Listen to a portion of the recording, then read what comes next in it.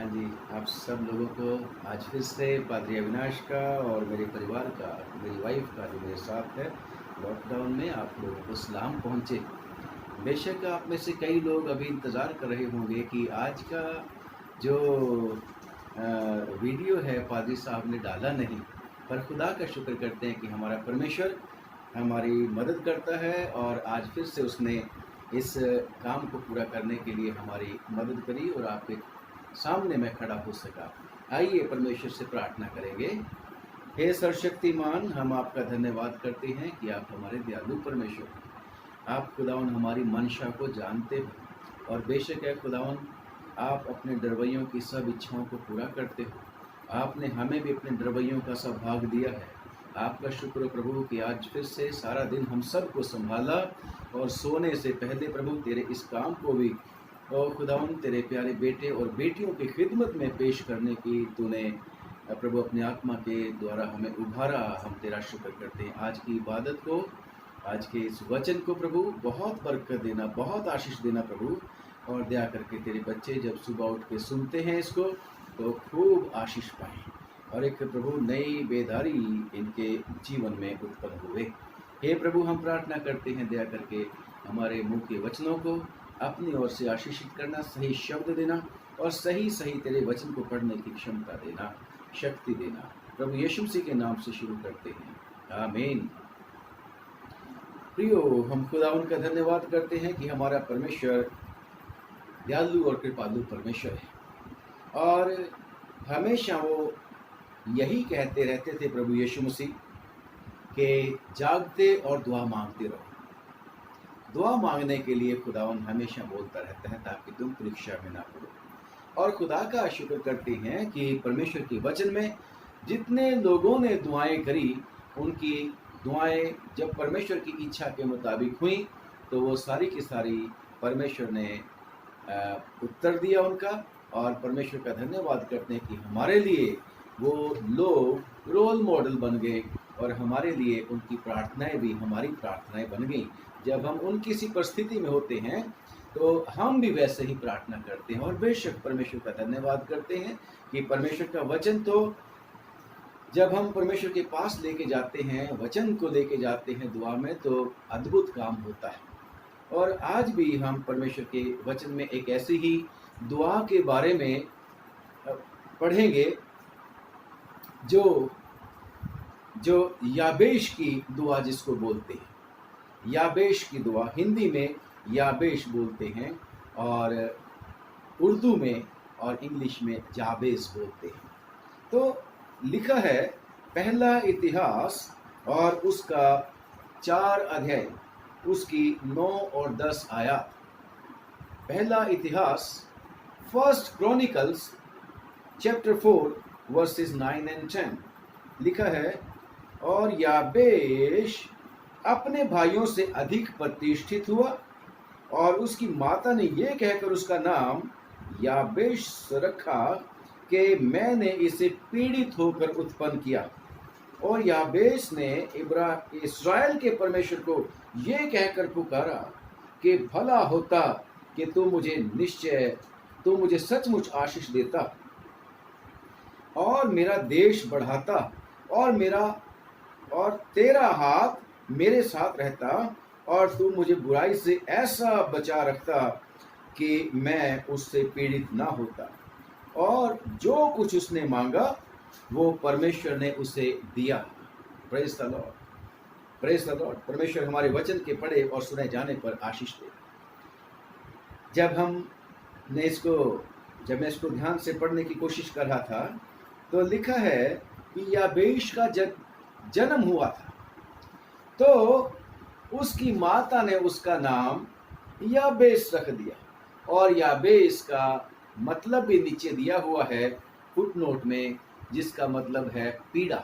और उसकी माँ ने कहा क्योंकि मैंने बहुत ही पीड़ित होकर इस बच्चे को जन्म दिया है। ये तो कोई नई बात नहीं है। परमेश्वर ने तो उत्पत्ति की किताब में आदम और हवा ने जब परमेश्वर की मंशा को, परमेश्वर की आज्ञा को तोड़ दिया था, तो वहां पर परमेश्वर ने कहा था कि तू पीड़ा के साथ बच्चों को उत्पन्न करेगी। और यहाँ पर हो सकता है कि इसकी माँ को जो इसको पैदा करते समय तकलीफ हुई होगी, वो शायद उसको भूल नहीं पाई होगी। और ऐसा लिखा है परमेश्वर के वचन में कि कितनी जगह पे लिखा हुआ है कि माताएं जिन्होंने अपने बच्चों को बहुत ही पीड़ित होकर जन्म दिया, उन्होंने उनका नाम भी ऐसा ही रख दिया था। और जब याकूब की पत्नी ने रेचल ने जन्म दिया था बिन्यामीन को, तो उसने बिन्यामीन का नाम भी बिनोनी रख दिया था। और ऐसे ही कई माताएं जिन्होंने बच्चों को जन्म दिया, पुराने नियम में जब हम इसको पढ़ते हैं खास तौर से, तो वो बच्चों की पैदाइश के समय ही उनके नाम उस तरीके के रख दिया करते थी। जैसे परमेश्वर के वचन में लिखा है पहला सैमुअल और उसकी 4 बाब और उसकी 21 आयत में कि जब सैमुअल जो था वो एली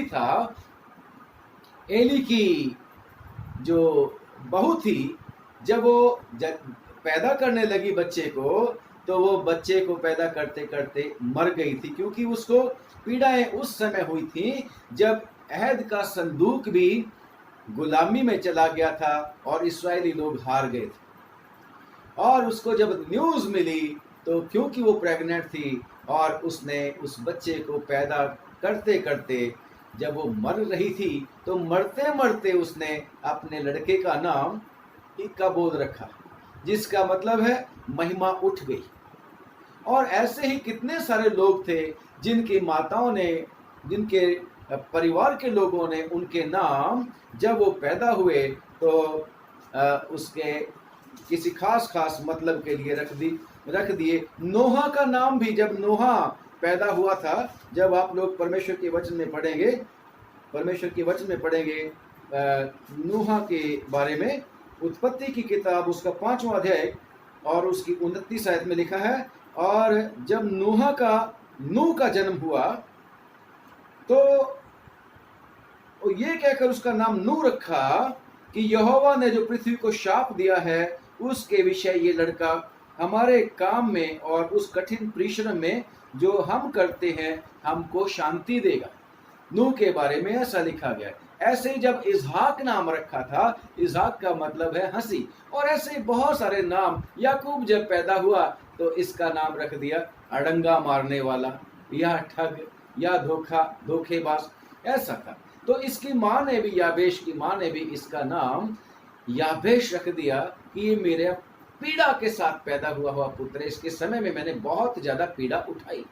और बड़ी अजीब बात है कि लोग अपने बच्चों के नाम पहले इस तरीके से रख दिया करते थे, जबकि आजकल माता पिता शायद एजुकेटेड हो गए हैं, पढ़ लिख गए हैं, तो लोगों से पूछते हैं क्या नाम रखना चाहिए, अच्छा सा नाम होना चाहिए, यूनिक सा नाम होना चाहिए। और आजकल ऐसा नाम रखते हैं। बेशक जिनके नाम रखे जाते हैं वो अपने नाम के अनुरूप नहीं निकलते, पर खुदा का शुक्र करते हैं ये याबेश जो था ये अद्भुत मनुष्य था, अजीब किस्म का परमेश्वर की ओर से आशीषित आदमी था।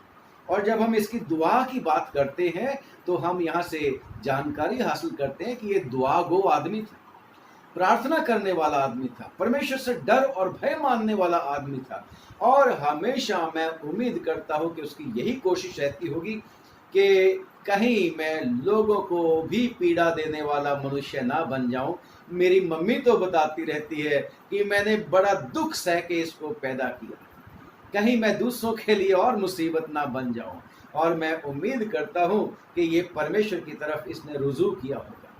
लोग भी हो सकता है इसका नाम इस तरीके से लेते होंगे जब ये खेलता होगा बच्चों के साथ, जब ये बच्चा था, छोटा था, परंतु जैसे जैसे ये उम्मीद करता हूं कि जैसे जैसे बड़ा हुआ होगा इसने परमेश्वर की ओर अपना ध्यान लगाया होगा। यहूदा के कबीले का ये बंदा था। और लिखा है परमेश्वर के वचन में कि याबेश अपने भाइयों से अधिक प्रतिष्ठित हुआ। तो प्रतिष्ठा किधर से मिलती है?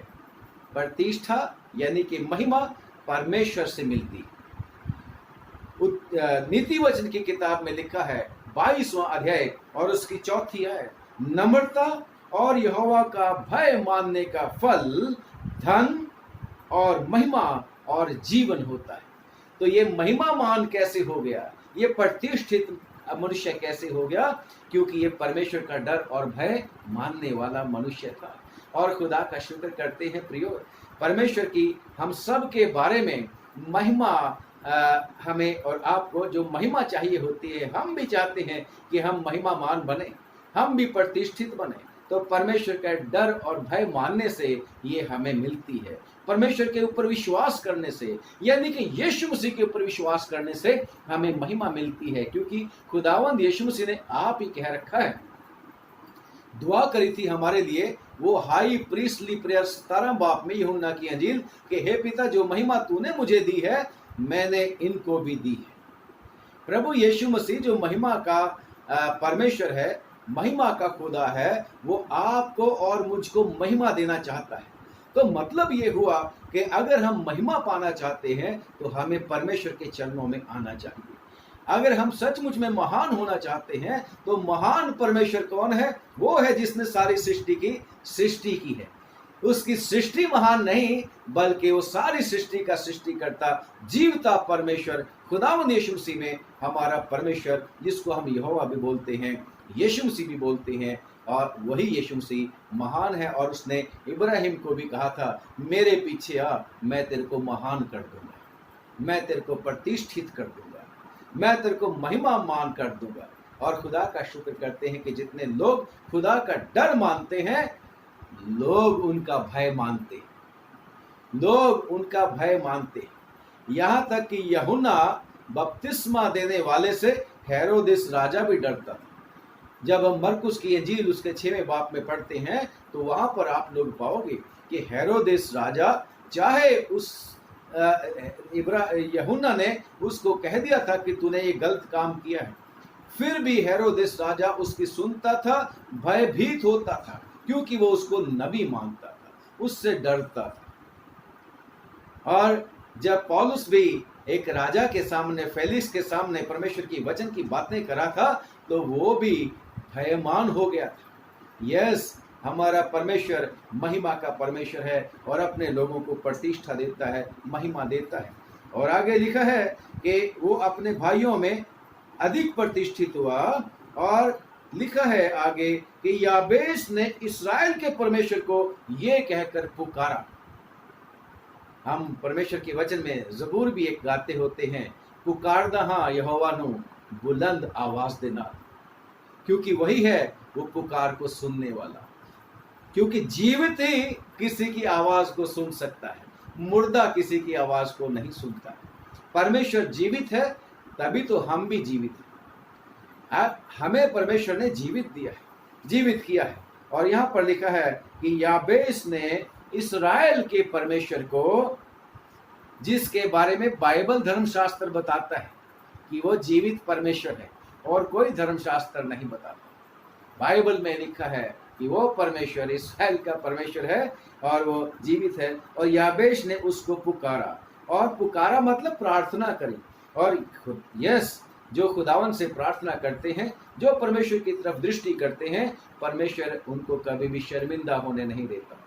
लिखा है 34 जबूर में कि इस दीन जन ने परमेश्वर को पुकारा और परमेश्वर ने मेरी दुहाई सुनकर मेरे साथ भलाई करी। इस दीन जन ने परमेश्वर की तरफ दृष्टि की और उसने मेरा मुंह कभी काला नहीं होने दिया।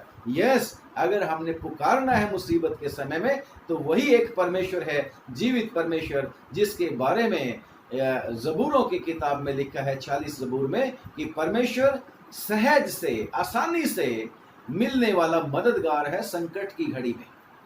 इसलिए हमें भी हमेशा परमेश्वर को पुकारना है। जैसे इस याबेश ने पुकारा परमेश्वर को, परमेश्वर से प्रार्थना करी। और क्या उसने प्रार्थना करी कि भला होता कि तू मुझे सचमुच आशीष देता। कई सारी बातें हैं और इनको पॉइंट वाइज हम डील करेंगे। लिखा है कि भला होता, उर्दू की किताब में लिखा है आहा, काश, आह, साइन ऑफ एक्सक्लेमेशन, आह, खुदा मुझे बहुत बरकत देता। भला होता कि परमेश्वर मुझे सचमुच आशीष देता। ऐसा इसने क्यों कहा? सचमुच परमेश्वर मुझे आशीष देता, क्योंकि इसको पता है कि परमेश्वर ही है आशीष का मूल। परमेश्वर ही है सारी की सारी, परमेश्वर बरकतें लोगों को दे सकता है। और उसने तो वायदा कर लिया था इब्राहिम के साथ कि इब्राहिम, क्योंकि तूने अपने निज पुत्र को भी मेरे से नहीं रख छोड़ा, उसको भी तूने मेरे लिए न्यौछावर करने के लिए राजी हो गया, तूने मेरी सुनी, और इसलिए मैं भी तेरे को आशीषों का मूल बना दूंगा। ये सेकंड परमेश्वर ने उसके साथ अपनी जो वाचा थी रिपीट की थी। पहली वाचा उसने 12 अध्याय में उत्पत्ति की किताब में किया था कि मेरे पीछे आ, मैं तेरे को महान कर दूंगा और दुनिया की सारी जातियां तेरे द्वारा और तेरे वंश के द्वारा आशीष पाएंगी। ये भी बंदा परमेश्वर से प्रार्थना कर रहा है कि भला होता, अच्छा होता कि परमेश्वर मुझे भी सचमुच आशीष देता, सचमुच आशीष देता। ये परमेश्वर को ऐसे नहीं कह रहा था जैसे अभी हम कल परसों उन दो भाइयों की बात कर रहे थे, याकूब और यूहन्ना की, कि ये कह रहा था कि खुदावंद जो कुछ हम तुझसे मांगेंगे वही तू हमारे लिए कर। ऐसा नहीं, बल्कि ये परमेश्वर की इच्छा में अपनी इच्छा को रख छोड़ता है, परमेश्वर की इच्छा के तहत अपनी इच्छा को रखता है। और अगर हमें परमेश्वर से सचमुच में कुछ चाहिए होता है तो हमें सचमुच में उसके ऊपर विश्वास करना चाहिए, उसके ऊपर विश्वास करना चाहिए और उससे प्रार्थना करनी चाहिए। और अगर हमें परमेश्वर से कुछ चाहिए तो फिर उसकी हजूरी में आना पड़ेगा। अगर हमें उससे प्रार्थना करनी है तो समय देना पड़ेगा। परंतु आजकल का तो जमाना बड़ा तेज हो गया है, पढ़ लिख गए हैं लोग और परमेश्वर की हजूरी में थोड़ा समय देना चाहते हैं। वो कहते हैं पादरी साहब बहुत ज्यादा लंबा प्रचार कर छोड़ते हैं। कितनी बारी लोगों को देखा है पादरी साहबानों से नाराज हो जाते हैं कि आज तो पादरी साहब बहुत लंबा ही आपने कर दिया, छोटा रखा करो, छोटा रखा करो, पर हमारे लिए दुआ कर दो कि आशीष हमें बड़ी बड़ी मिल जाए, आशीष हमें बहुत बड़ी बड़ी मिल जाए। पर दुआ छोटी, क्योंकि इन्वेस्टमेंट थोड़ी सी चाहिए परंतु उसका 100% हमें बदला मिलना चाहिए। कैसी बड़ी जबरदस्त बात है जो आजकल हम लोग करते हैं, परमेश्वर से उम्मीद करते हैं। परंतु ये बंदा परमेश्वर से कहता है कि परमेश्वर भला होता कि तू सचमुच मुझे आशीष देता। उस बीमार की तरह जो परमेश्वर के प्रभु यीशु मसीह के पास आया था मरकुस की अंजील के पहले ही बाप में, अगर तू चाहे तो मेरे को आशीष दे सकता है, अगर तू चाहे तो मेरे को शुद्ध कर सकता है, अगर तू चाहे तो मेरे को ठीक कर सकता है। इस तरीके से सबमिशन इसका याबेश का भी है। पहला पॉइंट यही है और कि खुदा से उसने प्रार्थना करी कि मेरे को आशीष। दूसरी बात और मैं कह सकता हूँ कि उसको पता था कि आशीष परमेश्वर से अगर लेनी है तो परमेश्वर के साथ याकूब की तरह क्या किया था उसने, सारी रात वो फरिश्ते के साथ, परमेश्वर के दूत के साथ मल युद्ध करता रहा, कुश्ती करता रहा सारी रात। वो दूसरे शब्दों में कहूं कि वो दुआ ही करता था सारी रात। और परमेश्वर को उसने क्या बोला था, मैं तेरे को जाने नहीं दूंगा जब तक तू मुझे आशीष ना दे दे।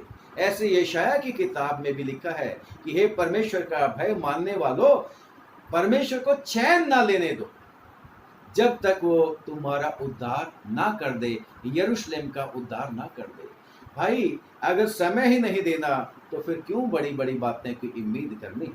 तो अगर परमेश्वर से आशीष मांगनी है तो याकूब की तरह मांगनी है और सबमिशन करना है, अपने आप को सबमिट करना है। और ऐसे यशायाह भी कहता है कि परमेश्वर को चैन ना लेने दो, तभी आशीष मिलेगी। और ये बंदा भी ये भी कहता है, याबेश भी कहता है कि खुदा मुझे आशीष दे।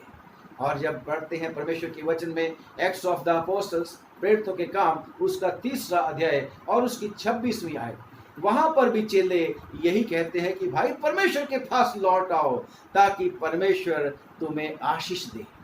परमेश्वर हमें आशीष देने वाला परमेश्वर है।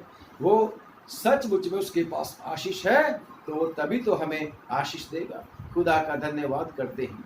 और क्योंकि लिखा है कि उसी में आशीषों के, बुद्धि के भी सारे भंडार छिपे हैं। और लिखा है याकूब की पत्री में एक बाप में कि पर हर एक उत्तम दान यानी कि उत्तम आशीष उधरी से मिलती है, ज्योतियों के पिता की ओर से मिलती है। इसलिए ये भी उस परमेश्वर को प्रार्थना करके कहता है कि आहा आह भला हो कि परमेश्वर मुझे सचमुच में आशीष, तू मुझे सचमुच में आशीष देता।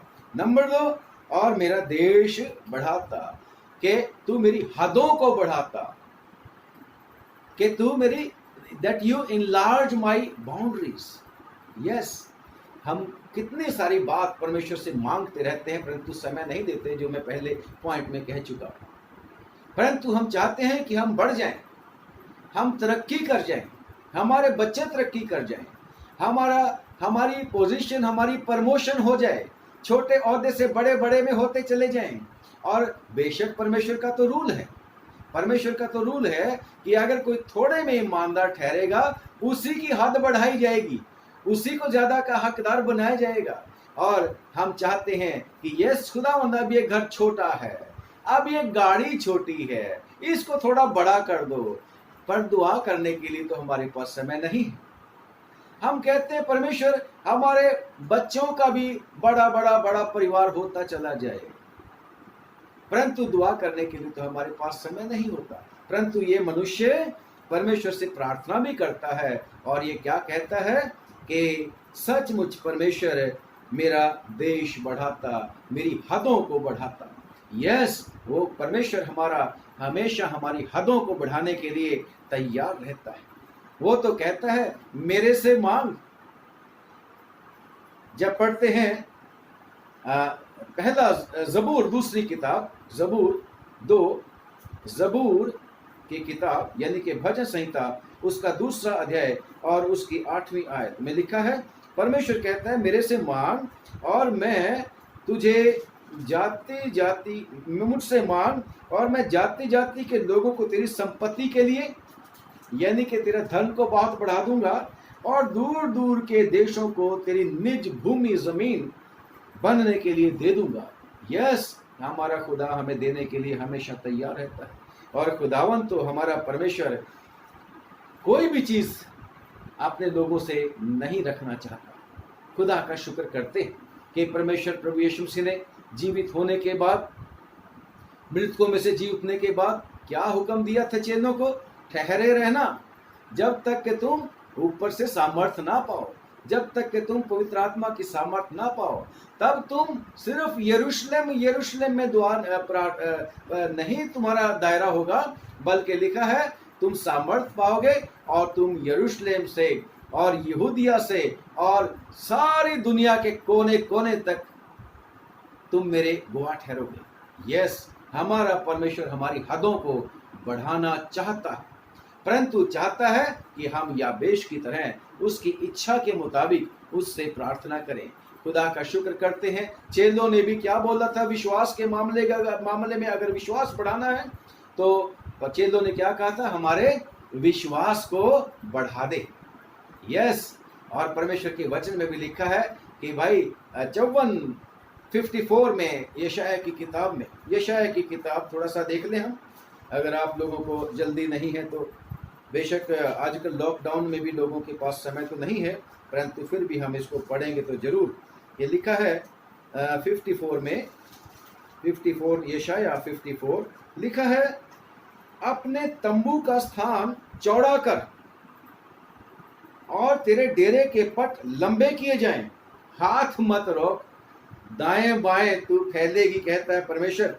हाथ मत रोक, रस्सियों को भी लंबी और खूंटों को दृढ़ कर, क्योंकि तू दाएं बाएं फैलेगी और तेरा वंश जाति जाति का अधिकारी होगा और उजड़े हुए नगरों को फिर से बसाएगा। ऐसा परमेश्वर का वायदा परमेश्वर के लोगों के लिए। परमेश्वर की इच्छा है कि हम सचमुच में बढ़ें, विश्वास में भी बढ़ें, वचन को अपने मन में भी अधिक से अधिक संचय करें, संजो लें, और परमेश्वर हमारी हदों को हर तरीके से बढ़ाना चाहता है। खुदा का शुक्र करते हैं। अगली बात जो उसने कहा था कि मेरी और तेरा हाथ मेरे साथ रहता है। याबेश ने अगली बात जो परमेश्वर से क्या प्रार्थना करके की कि खुदावन काश तेरा हाथ मेरे साथ रहता, क्योंकि मेरे को पता है खुदावन कि तेरा हाथ बचाने वाला हाथ है, तेरा हाथ छुड़ाने वाला हाथ है। और खुदावन के शुक्र है परमेश्वर के वचन में ज़बूर 119 और इसको 173 आयत में हम इसको इस तरीके से पढ़ते हैं। लिखा है कि आई यहोवा तेरा हाथ मेरी सहायता करने को तैयार रहता है। अगर खुदा का हाथ हमारे साथ है तो फिर दुश्मन हमारे सामने खड़ा नहीं रह सकता। परमेश्वर का हाथ, परमेश्वर का साथ अगर हमारे साथ है, क्योंकि परमेश्वर ही है जिसने अपने हाथों से सारी सृष्टि की है। परमेश्वर ही है जो हर चीज का रचने वाला है, और परमेश्वर का दाहिना हाथ तो हमें आगे बढ़ाने वाला है। जैसे यशायाह की किताब 41:10 में लिखा है कि मत डर, क्योंकि मैं तेरे साथ हूं, मैं तेरे को अपने धर्ममय दाहिने हाथ से पकड़कर आगे लिए चलूंगा। खुदा का शुक्र करते हैं। अगर खुदा का हाथ हमारे साथ है तो फिर हमें डरने की आवश्यकता नहीं। खुदा का शुक्र करते हैं। और प्रभु यीशु मसीह ने भी विश्वासियों को क्या बोला? यूहन्ना की अंजील और उसका 10 बाब और उसकी 28वीं आयत, उसमें लिखा है कि कोई मेरे भेड़ों को मेरे हाथ से छीन नहीं सकता। और ये आदमी भी परमेश्वर को कहता है काश खुदावन तेरा हाथ मेरे साथ रहता, तेरा हाथ मेरे ऊपर रहता, यानी कि तू मेरे साथ रहता। और खुदा का शुक्र करते हैं। परमेश्वर के वचन में लिखा है, पहला पतरस और उसका 5वां अध्याय और उसकी 6वीं आयत में लिखा है, परमेश्वर के बलवंत हाथ के नीचे नम्रता के साथ रहो ताकि वो तुम्हें समय पर बढ़ाए। खुदा का शुक्र करते हैं। मेरी और आपकी भी यही प्रार्थना होनी चाहिए कि खुदावन का हाथ हमारे साथ रहे, परमेश्वर का हाथ हमारे साथ बना रहे। और जब चेले भी जब प्रचार कर रहे थे तो लिखा है कि वो प्रचार करते थे और परमेश्वर का हाथ उनके साथ रहता था। परमेश्वर का साथ यानी कि परमेश्वर का ताकत देने वाला हाथ, परमेश्वर का वो हाथ जो उनको आगे बढ़ाने वाला हाथ है, जो उनको थाम लेने वाला हाथ, जो उनको बचाने वाला हाथ। हालेलुया।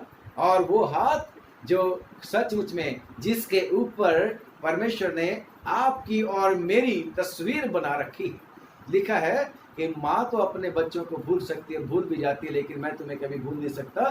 तेरी तस्वीर को, तुम्हारी तस्वीर को मैंने अपने हाथों की हथेलियों पर खोद के बनाया हुआ है। और खुदा का शुक्र करते हैं, वही हाथ हमारे साथ भी रहना चाहिए। और खुदा का शुक्र करते हैं कि सचमुच में हमारा परमेश्वर जिसके हाथ में सब कुछ है, अगर वो हमारे साथ है तो हमें फिर किसी भली वस्तु की घटी नहीं होती। तो कहता है, भला होता खुदावन कि तू, दुआ को फिर से मैं रिपीट कर रहा हूँ, पुकारा कि भला होता कि तू सचमुच मुझे आशीष देता।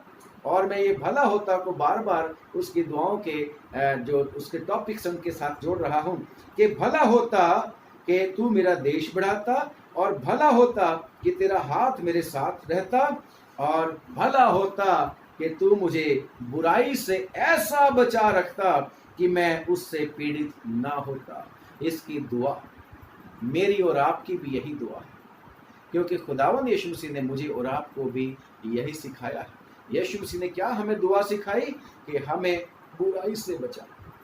आए हमारे बाप तू जो आसमान पर है। और आगे हम पढ़ते हैं, हमें बुराई से बचा के रहे। और बुराई क्या है? पाप है। और पाप दुख देता है। पाप की मजदूरी तो मृत्यु है। ये ना सिर्फ लोगों को परेशान करता, बल्कि ये बुराई तो मनुष्यों को, बल्कि परमेश्वर को भी परेशान कर देती है। लिखा है परमेश्वर के वचन में, नोहा के समय में परमेश्वर कहता है कि मनुष्यों की बुराई पृथ्वी के ऊपर बहुत बढ़ गई है और मैं बहुत दुखी हूँ। मैं मनुष्यों को बनाकर बड़ा पछताता हूँ और इसलिए मैं इनको खत्म कर दूंगा। और परमेश्वर ने ऐसा कर दिया। और ये भी बंदा ये कहता है कि भला होता कि तू मुझे बुराई से ऐसा बचा रखता कि मैं उससे दुखित ना होता। मैं उससे पीड़ित ना होता। जैसे लूत लोगों के, सदोम और अमोरा के लोगों के बुरे बुरे कामों को देख देख के, सुन सुन के कुढ़ता रहता था और अपने मन में दुखी होता रहता था। प्रियो, जो लोग परमेश्वर के लोग होते हैं वो लोग बुराई को देखकर खुश नहीं होते बल्कि दुखित होते हैं। परंतु ये बंदा कहता है ताकि मैं उस बुराई से मुझको ऐसा बचाए रखता कि मैं उससे पीड़ित ना होता। यस, खुदावन अपने लोगों को बुरे समाचार से जिनको उनसे पीड़ा जिनसे उनको पीड़ा होती है, परमेश्वर उनको बचा लेता है। खुदा का शुक्र करते हैं कि परमेश्वर अपने लोगों को कभी भी ऐसी परिस्थिति में नहीं छोड़ देता जिसमें वो दुखी होते रहे। खुदा का शुक्र करते हैं कि वो तो धर्मियों को तकलीफों में से निकाल लेना जानता है। खुदा का शुक्र करते हैं। और लिखा है कि परमेश्वर ने उसकी प्रार्थना को सुना। लिखा है, ऐसा बचा रखता कि मुझसे पीड़ित ना होता, और जो कुछ उसने मांगा वो परमेश्वर ने उसे दिया। जो कुछ उसने परमेश्वर से मांगा वो परमेश्वर ने उसे दिया। सचमुच में परमेश्वर अपने मांगने वालों को देता है। और जब हम पढ़ते हैं यशायाह की किताब और उसका 43वां अध्याय, यशायाह की किताब उसका 43वां अध्याय और उसकी 13वीं आयत में ये लिखा हुआ है कि मैं ही ईश्वर हूं और भविष्य में भी मैं ही हूं, मेरे हाथ से कोई छुड़ा ना सकेगा। जब मैं काम करना चाहूं तब कौन मुझे रोक सकता है। यस, हमारा परमेश्वर जिससे अगर हम मांगें, उसकी इच्छा के मुताबिक मांगें, तो वो हमेशा हमें देने के लिए तैयार रहता है और किसी से सलाह करने की उसको आवश्यकता नहीं होती। और अय्यूब की किताब में भी लिखा है, अय्यूब की किताब उसका 33वां अध्याय उसकी 12 और 13वीं आयत में लिखा है कि अय्यूब का मित्र जो था एलीहू, अय्यूब को बताता है कि अय्यूब, परमेश्वर सबसे बड़ा है और जो कुछ वो करता है वो उसको किसी को लेखा नहीं देता, वो तो मर्जी का मालिक है। और जब पढ़ते हैं एक्सोडस यानी कि निर्गमन की किताब, एक्सोडस निर्गमन की किताब और उसका 33वां अध्याय और उसकी 19वीं आयत में लिखा है, शायद परमेश्वर कहता है, मैं मर्जी का मालिक हूँ, जिसको मैं आशीष देना चाहूँ उसको आशीष देता हूँ, जिसके ऊपर मैं अनुग्रह करना चाहूँ उसके ऊपर अनुग्रह करता हूँ, जिसके ऊपर दया करना चाहता हूँ उसके ऊपर दया किया करता हूँ। और लिखा है परमेश्वर के वचन में कि जिसको परमेश्वर धर्मी ठहराए उसे दोषी कौन ठहरा सकता है, कोई नहीं ठहरा सकता। और अगर परमेश्वर की इच्छा के मुताबिक कोई परमेश्वर से मांगे तो फिर परमेश्वर को किसी से पूछने की आवश्यकता नहीं, वो परमेश्वर आशीषें दे देता है। जो भी नरमी के साथ परमेश्वर के चरणों में आ जाता है और उससे मांगता है तो परमेश्वर उसे देता है, क्योंकि उसने तो आप ही कह रखा है मत्ती की अंजील में उसने, परमेश्वर ने अपने आप ही कह रखा है कि मांगोगे तो पाओगे। 7वां अध्याय में है, शायद 7वां अध्याय मत्ती की अंजील और उसका 7वां अध्याय, मांगो तो तुम्हें दिया जाएगा, ढूंढो तो तुम पाओगे, खटखटाओ तो तुम्हारे लिए खोला जाएगा। और लिखा है, जो कोई मांगता है उसे मिलता है और जो ढूंढता है वो पाता है, जो खटखटाता है उसके लिए खोला जाएगा। और आगे एग्जाम्पल देता है, तुम में से कौन ऐसा मनुष्य है यदि उसका पुत्र उसे रोटी मांगे तो उसे पत्थर दे, वो मछली मांगे तो उसे सांप दे। और जब तुम बुरे होकर अपने बच्चों को अच्छी वस्तुएं देना जानते हो तो तुम्हारा स्वर्गीय पिता भी अपने मांगने वालों को अच्छी वस्तुएं क्यों ना देगा। और इस जाबेस ने परमेश्वर से क्या क्या मांगा। यस, परमेश्वर कहता है मुझसे मांग। यिर्मयाह की किताब में भी कहता है मुझसे मांग और मैं तुझे बड़ी बड़ी और कठिन बातें बताऊंगा। इसने परमेश्वर की इच्छा के मुताबिक, ये खुदावन मेरा तो पहले ही नाम जाबेश रखा हुआ है, मेरे को तो सचमुच में आशीष दे तो कितना अच्छा हो खुदावन। और इसने परमेश्वर से क्या मांगा कि मेरे हदों को बढ़ा दे, मेरे को सचमुच में आशीष दे दे और तू मेरे साथ रहे, तू मेरे साथ रहे, कि तेरा हाथ मेरे साथ रहे। और तीसरी बात कि मेरे को बुराई से बचा।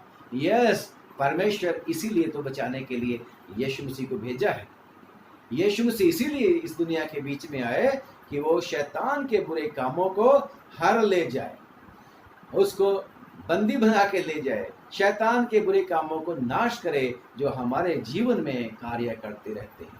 और खुदावन से अगर हम इस तरीके से मांगेंगे तो लिखा है परमेश्वर के वचन में कि परमेश्वर ने उसको जो कुछ उसने मांगा वो परमेश्वर ने उसको दे दिया।